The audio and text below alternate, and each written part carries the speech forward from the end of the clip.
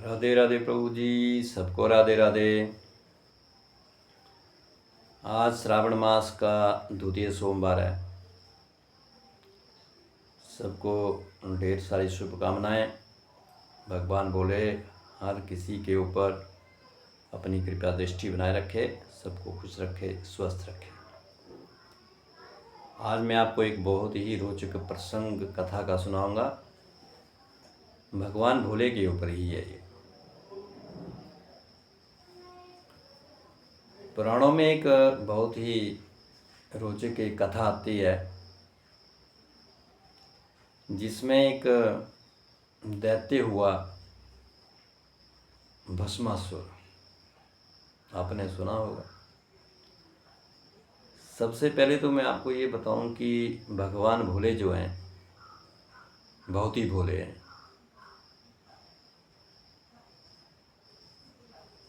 भोले इसलिए भी हैं कि वो हर किसी की मनोकामना को पूर्ण करते हैं। जो आपको चाहिए वो आप भोले से कह दीजिए, वो आपकी इच्छा बस से पूरी करेंगे। आप भोले के लिए ये भी अहम नहीं है कि सामने उसकी जो पूजा कर रहा है वो कौन है, बड़ा है, छोटा है, ऊंचा है, नीचा है, मनुष्य है, दैत्य है, कोई भी है। भोले के लिए सभी बराबर हैं, तभी तो उनका नाम भोले है। हर एक मनोकामना को पूर्ण करने वाले, और उन्हें चाहिए भी कुछ नहीं। वो ही थोड़ा सा जल अगर चढ़ा सकते हो तो चढ़ा दो, बेल पत्ता, भांग, धतूरा, जो कहीं भी किसी भी देव को जो पसंद ना हो, जो अर्पण ना की जाती हो, वो भोले को चढ़ा, वो कबूल कर लेंगे और जल्दी प्रसन्न होने वाले हैं। बहुत शीघ्र ही खुश हो जाते हैं और आपकी इच्छा को भी पूर्ण करेंगे। तो जो प्रसंग मैं आपको सुनाने जा रहा हूँ, उस प्रसंग के भीतर एक भस्मासुर दैत्य हुआ। वो पूरे ब्रह्मांड में राज करना चाहता था, शासन करना चाहता था। इस धरती के ऊपर भी वो शासन करना चाहता था। तो उसने क्या किया, भगवान भोले की तपस्या करना आरंभ कर दी। बहुत वर्षों तक तपस्या की। भगवान भोले ज़्यादा देर तक किसी को इंतज़ार नहीं करवाते हैं। तो भगवान भोले जो थे वो भस्मासुर के सामने प्रकट हो गए। कहा कि हे वत्स, उठो, मैं आपकी तपस्या से प्रसन्न हूँ, खुश हो गया हूँ, मांगो क्या मांगते हो। दैत्य उठ खड़ा हुआ, भगवान भोले के चरणों में साष्टांग प्रणाम किया और फिर कहा, प्रभु आप मेरे ऊपर प्रसन्न हैं तो मुझे ऐसा वरदान दो कि मैं अमर हो जाऊं, मैं कभी न मरूं। भगवान ने कहा कि वत्स ऐसा तो नहीं हो सकता है, क्योंकि ये सृष्टि के खिलाफ है। जो इस धरा के ऊपर आया है, जो इस संसार में आया है, उसे एक ना एक दिन तो जाना ही पड़ेगा। तो ये वरदान तो मैं आपको नहीं दे सकता, कोई दूसरा वरदान मांग लो। आप उस दैत्य ने वरदान मांगा कि अगर दूसरा ही वरदान देना चाहते हो तो ऐसा वरदान दो कि मैं जिसके ऊपर भी हाथ, सिर के ऊपर हाथ रखूं, वो जल करके भस्म हो जाए। भगवान भोले तो बोले, उन्होंने कहा तथास्तु, ऐसा ही होगा। अब ऐसा ही होगा। अब भगवान शिव मुड़ करके चलने लगे। इतनी देर में उसने, दैत्य ने सोचा कि भोले ने मुझे वरदान तो दे दिया कि वाकया ये वरदान सही साबित होगा कि नहीं होगा, तो इसकी आजमाइश कैसे की जाए, कहाँ की जाए। तो जैसे ही भोले आगे निकलने लगे, भस्मासुर ने कहा कि प्रभु जरा रुको। कहा कि क्या बात हो गई। कहा कि जो वरदान आपने दिया है, मैं अब इसका परीक्षण तो कर लूँ, देख तो लूँ, वरदान सही दिया है आपने, ये वरदान सत्य है या झूठ तो नहीं है। तो क्या करोगे।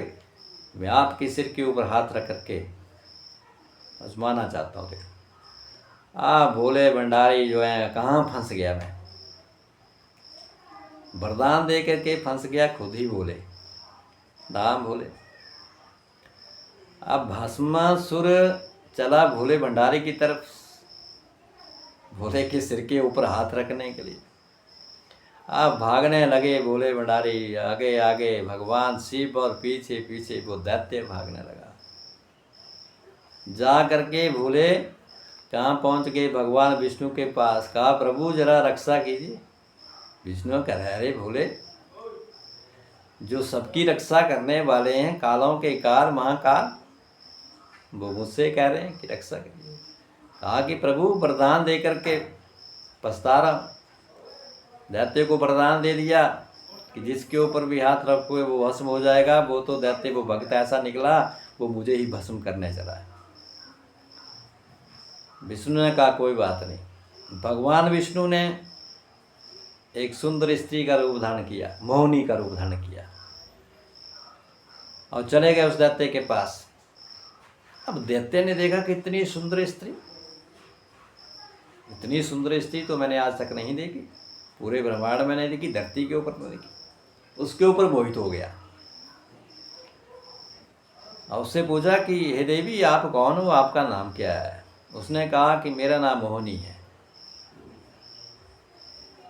अब दैत्य ने कहा कि क्या आप मुझसे शादी करोगे। मोहिनी ने कहा शादी तो कर लूँगी, लेकिन मेरा एक प्रश्न है, मैं शादी उसी से करूँगी क्योंकि मेरा काम जो है वो नृत्य करना है, नाचना है मेरा काम। तो मैं चाहती हूँ मेरा पति भी मेरी तरह ही नृत्य करे। अगर नृत्य कर सकते हो मेरे साथ तो मैं आपके साथ विवाह करने के लिए राजी हूँ। अब उस दैत्य ने कहा ठीक है, मेरे को नृत्य तो आता नहीं है, लेकिन आप अगर सिखा दोगी तो मैं नृत्य करना सीख जाऊँगा। तो आप मेरे से विवाह कर लोगी। बोले हाँ अवश्य कर लूँगी।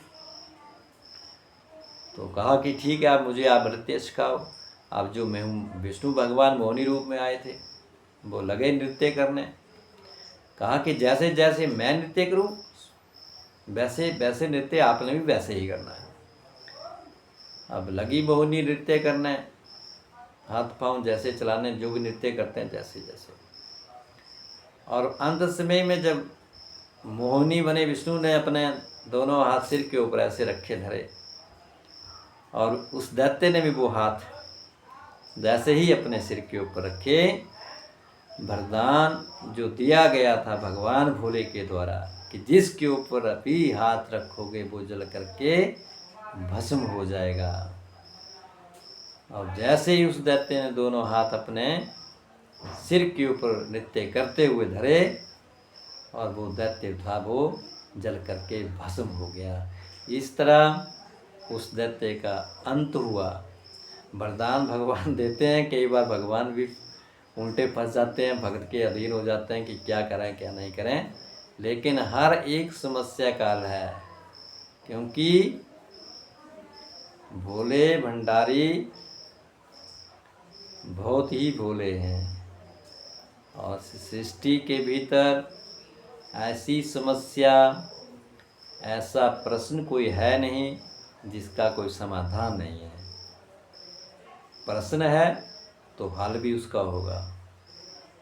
इसलिए हमें भी भगवान से वही मांगना चाहिए जो हमारे लिए बेहतर हो। उस दैत्य की तरह ना मांगें कि खुद का ही अंत हो जाए, क्योंकि भगवान तो यंत्रयामी हैं। भगवान शिव तो बड़े भोले हैं, बहुत जल्दी प्रसन्न हो जाने वाले हैं। इसलिए भगवान भोले के लिए तो किसी वस्तु की, किसी सामग्री की अवस्था नहीं है। वो तो कहता है कि बस सच्चे मन के द्वारा, निर्मल मन के द्वारा आप मेरे पास आ जाइए, मैं आपकी हर एक मनोकामना जो पूरी करूँगा। लेकिन क्यों मांगे हम भोले से? भगवान भोले सब जानते हैं क्या चाहिए क्या नहीं चाहिए। बस उसका ध्यान कीजिए, स्मरण कीजिए, भोले हर एक आपकी इच्छा पूर्ण करेंगे। और हम भी भगवान भोले से यही प्रार्थना करते हैं कि आप सबकी भगवान भोले हर इच्छा कामना को पूर्ण करे, आप सबको स्वस्थ रखे, खुश रखे। जय भोले। राधे राधे प्रभु जी। आज का प्रसंग कैसा लगा अवश्य लाइक करें और शेयर करें।